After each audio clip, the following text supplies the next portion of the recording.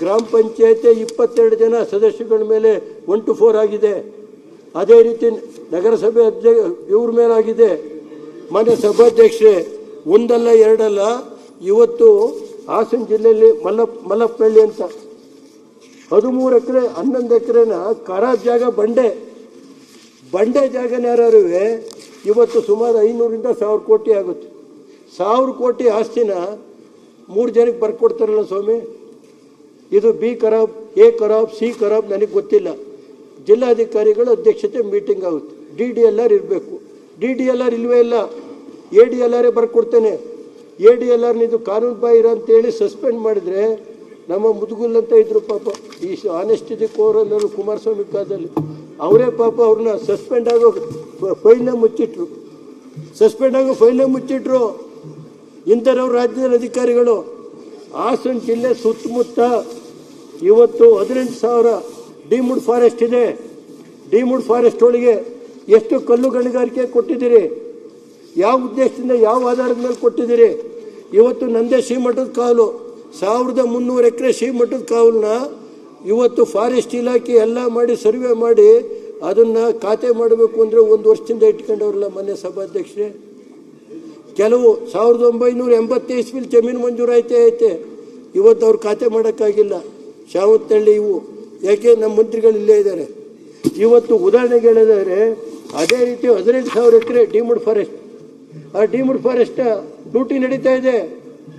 ಆಮೇಲೆ ಉದಾಹರಣೆಗೆ ಮಾನ್ಯ ಸಭಾಧ್ಯಕ್ಷ ಶಾವನೂರು 16 ಬಾರಿ DCಗೆ ಎಲ್ಲರಿಗೂ ಅರ್ಜಿ ಕೊಟ್ಟಿದ್ದಾರೆ. ಶಾವನೂರಿನಲ್ಲಿ ಕೆರೆ 8 ಎಕರೆ ಕೆರೆ ಒತ್ತುವರಿ ಮಾಡಿ ಲೂಟಿ ಮಾಡ್ತಾವ್ರೆ ಅಂತ. ಕೆರೆನೂ ಬಿಡ್ಸೋಕ್ಕಾಯ್ತಾ ಇಲ್ಲ ಪಾಪ. ಜನ ಎಲ್ಲ ಬಂದು ದನಕರುಗಳಿಗೆ ಕೆರೆ ಬೇಕು ಅಂದರೆ ಅದನ್ನು ಬಿಡ್ಸೋಕ್ಕಾಗಲ್ಲ.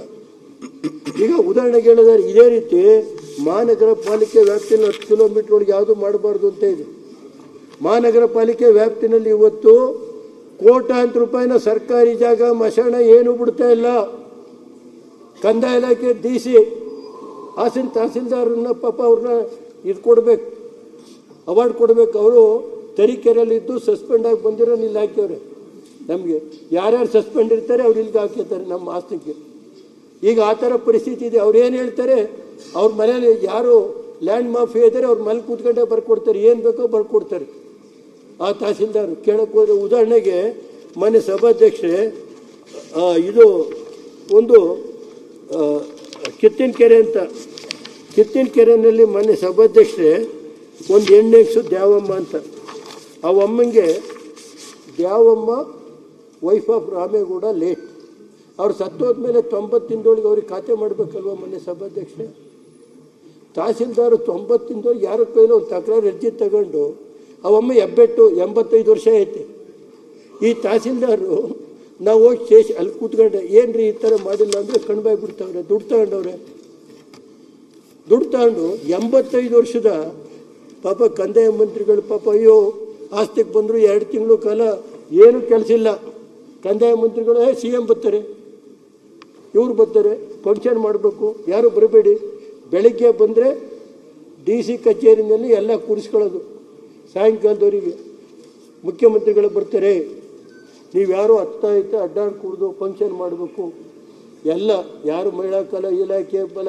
ಇವತ್ತೇನಾಗಿದೆ ಅವಮ್ಮಂದೇನು ಪರಿಸ್ಥಿತಿ? ಇವತ್ತು 85 ವರ್ಷದ ದ್ಯಾವಮ್ಮ ಉರ್ಫ್ ರಾಮೇಗೌಡ ಯಾಕೆ ಮಾಡಿದ್ರು? ಅಲ್ಲಿ ಹೋದರೆ ಪೊಲೀಸ್ ಸ್ಟೇಷನ್ ಕರೆಸ್ತೆ, ಸಬ್ ಇನ್ಸ್ಪೆಕ್ಟ್ರನ್ನು ಕರೆಸ್ತೆ. ಸರ್ಕಾರಿ ಆಯಿತು ಅಂತ ಒಮ್ಮೆ ಇಲ್ಲ ಸರ್ ತಪ್ಪಾಗೋಯ್ತು ಅಂತ. ಈಗ AC ಕೋರ್ಟ್ಗೆ ಹಾಕ್ಯಾರೆ, ನೀನು ಹೋಗಿ ಅಲ್ಲಿ ಖಾತೆ ಮಾಡಿಸ್ಕೊ ಅಂತೇಳಿ ಅವ್ರು ದುಡ್ಡು ಇಸ್ಕೊಂಡು ಯಾರ್ದೋ ತಕರಾರು ಅರ್ಜಿ ಹಾಕ್ಯಾರು. ಈ ಮಟ್ಟಕ್ಕಿದೆ ಇವತ್ತು ಕಂದಾಯ ಇಲಾಖೆ ಯಾವ ರೀತಿ ನಡೀತಾ ಇದೆ ಅನ್ನೋದು. ನಾನು ಕೃಷ್ಣ ಬೈರೇಗೌಡ್ರು ಅವ್ರ ಪಾಪ ಆನೆಸ್ಟ್, ನಾನು ಅವ್ರ ಬಗ್ಗೆ ಮಾತಾಡಲ್ಲ. ಕುಮಾರಸ್ವಾಮಿ ಅದೊಂದು 4 ಎಕರೆ 40 ವರ್ಷದಲ್ಲಿ ಉತ್ತರಲ್ಲ ಸ್ವಾಮಿ. 40 ವರ್ಷದ ಅನುಭವ ಕುಮಾರಸ್ವಾಮಿದು. ಏನಾದ್ರು ಒತ್ತುವರಿ ಮಾಡ್ಕೊಂಬಿಟ್ಟು ಅಕ್ಕಪಕ್ಕದಲ್ಲಿ ಯಾವ್ದಾದ್ರು ಮಾಡಿಬಿಟ್ಟಿದ್ರೆ ಕುಮಾರಸ್ವಾಮಿ, ನಾನು ಅದಕ್ಕೆ ಸ್ಪೆಷಲ್ ಇನ್ವೆಸ್ಟಿಗೇಷನ್, ಸುಪ್ರೀಂ ಕೋರ್ಟಿ ಲಾಯರು, ಹೈಕೋರ್ಟಿ ಡಬಲ್ ಲಾಯರು, AG ಕುಮಾರಸ್ವಾಮಿನ 4 ಎಕರೆಗೆ ಪ್ರಕಾಶ್ ದೇವೇಗೌಡರ ಕುಟುಂಬ ಯಾವುದು ಆ ಪಾಪದ ಕೆಲಸ ಮಾಡಿಲ್ಲ.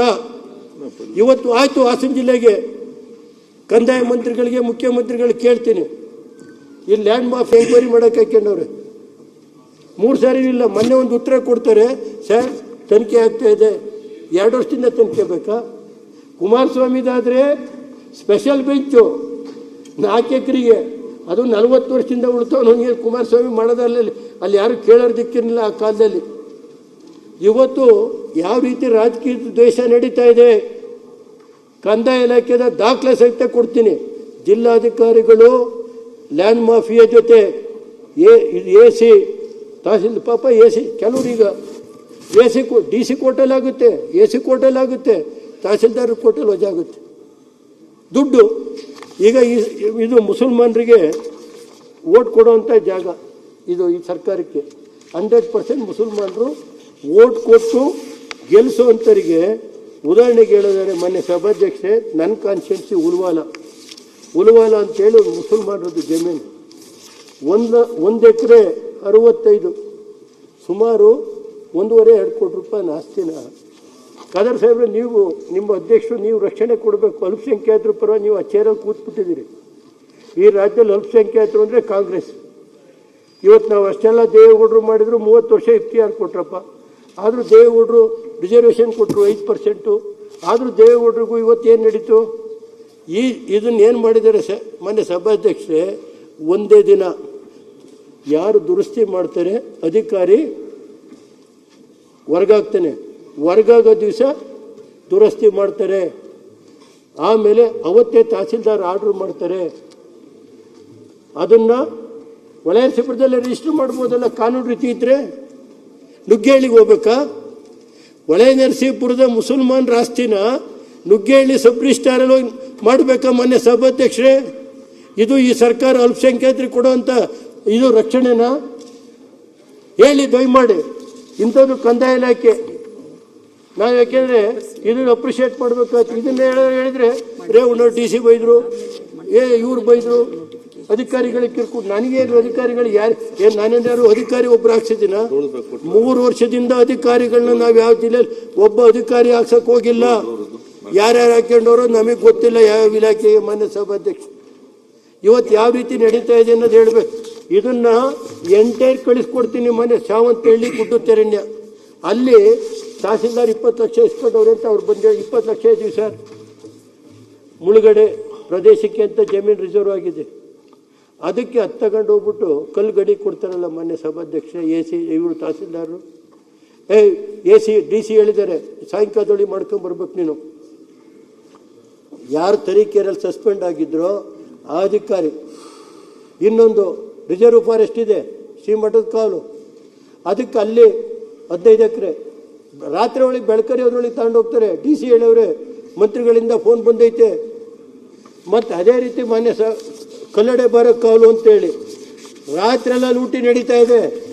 ಅಲ್ಲಿ ರಿಸರ್ವ್ ಪರಿಶಿಷ್ಟ ಸಮಾಜದ ಜಮೀನಿನಲ್ಲಿ ಕಲ್ಲು ಗಣಿಗಾರಿಕೆ ನಡೆದು ಮೈಸೂರಿನ ಸರ್ವೆ ಜಾಯಿಂಟ್ ಡೈರೆಕ್ಟ್ರು ಅದನ್ನು ರಿಪೋರ್ಟ್ ಕೊಟ್ಟಿದ್ದಾರೆ. ಕೆಲವು ಅಧಿಕಾರಿಗಳ ಮೇಲೆ ಕ್ರಮ ತಗಬೇಕು ಅಂತೇಳಿ ಮಾನ್ಯ ಸಭಾಧ್ಯಕ್ಷರೇ. ಕಲ್ಲಡೆ ಬಾರ ಕಾಲು ಈಗಾಗಲೇ ಹೊಳೆನರಸೀಪುರ ಪೊಲೀಸ್ ಸ್ಟೇಷನ್ನಲ್ಲಿ 95,000 ಮೆಟ್ರಿಕ್ ಟನ್ ಕಲ್ಲು ಗಣಿ ಮಾಡಿ ಅದನ್ನು ಇದಾಗಿದೆ ಅಂತೇಳಿ ಪೊಲೀಸ್ ಕೇಸ್ ರಿಜಿಸ್ಟರ್ ಆಗಿದೆ. ಇವತ್ತು ಲೂಟಿ ನಡೀತಾ ಇದೆ, ಯಾರು ಕೇಳೋರಿಲ್ಲ ಹೇಳೋರಿಲ್ಲ. ಮಾವನಕೆರೆ ಅಂತ ಅವರು ಮಾವನಕೆರೆಯಲ್ಲಿ ಮೊನ್ನೆ ಸಭಾಧ್ಯಕ್ಷರೇ ಸುಮಾರು ಎಷ್ಟು ವರ್ಷದಿಂದ ಜಮೀನು ಮಾಡ್ತಾವ್ರೆ ಮಾವನಕೆರೆಯಲ್ಲಿ ಮೊನ್ನೆ ಸಭಾಧ್ಯಕ್ಷರೇ ಸುಮಾರು ಸರ್ವೆ ನಂಬರ್ 3/4 ಸುಮಾರು 40ರಿಂದ 50 ವರ್ಷದಿಂದ ಅನುಭವ ಮಾಡ್ತಾರೆ. ಅವ್ರನ್ನ ತಗೊಂಡೋಗ್ಬಿಟ್ಟು AC ಕೋರ್ಟಲ್ಲೂ ಆಗುತ್ತೆ, DC ಕೋರ್ಟಲ್ಲೂ ಆಗುತ್ತೆ, ತಹಸೀಲ್ದಾರ್ ಕೋರ್ಟಲ್ಲಿ ದುಡ್ಡು. ಇದು ಹೊಳೆನರಸೀಪುರ ಹಳೆಕೋಟೆ ಹೋಬಳಿ ಮಾವನಕೆರೆ ಅಂತ. AC court order, DC court order, ಇನ್ಯಾರ ಹತ್ರ ಆರ್ಡ್ರ್ ತರೋ ಸ್ವಾಮಿ? ಯಾರಿಂದ ಆರ್ಡ್ರ್ ತರಬೇಕು ಹೇಳಿ? ರೈತರು. ಈ ಥರ ಕಂದಾಯ ಇಲಾಖೆಯಲ್ಲಿ ಲೂಟಿ ನಡೀತಾ ಇದೆ. ಅಧಿಕಾರಿಗಳ ಇದು ಬೆಳಗ್ಗೆ ಇದ್ದರೆ ಒಂದೊಂದು ಕಚೇರಿನಲ್ಲಿ ಎಷ್ಟು ದಾಖಲೆಗಳು ಖಾಲಿ ಇದೆ ಅಂತ ಇದಿದೆ ಅಂತ ಹೇಳಿ ಕಂದಾಯ ಇಲಾಖೆಯಲ್ಲಿ ಮೊನ್ನೆ ಸಭಾಧ್ಯಕ್ಷ ಆಯಿತು. ಎಲ್ಲದಕ್ಕೂ SIT ಮಾಡ್ತೀನಿ, ಇದು ಮಾಡಿ. ಹಾಸನ ಜಿಲ್ಲೆಯಲ್ಲಿ ಏನೇನು ನಡೀತಾ ಇದೆ ಜಿಲ್ಲೆ ಒಳಗೆ ನಡೆಸಿ. ಇವತ್ತು ಉದಾಹರಣೆಗೆ ಹೇಮಾವತಿ ಇವತ್ತೇನೋ ಬಂದಿದೆ, ನಾಳೆ ಇದನ್ನು ನಾನು ಒಂದು ತಮ್ಮ ಗಮನಕ್ಕೆ ತರ್ತೀನಿ ಆಮೇಲೆ ಡೀಟೇಲ್ ಆಗಿ. ಹೇಮಾವತಿ ಯೋಜನೆಗೆ ತ್ಯಾಗ ಮಾಡಿದ ರೈತರು ಕಣ್ಣೀರಿನ ಕತೆ.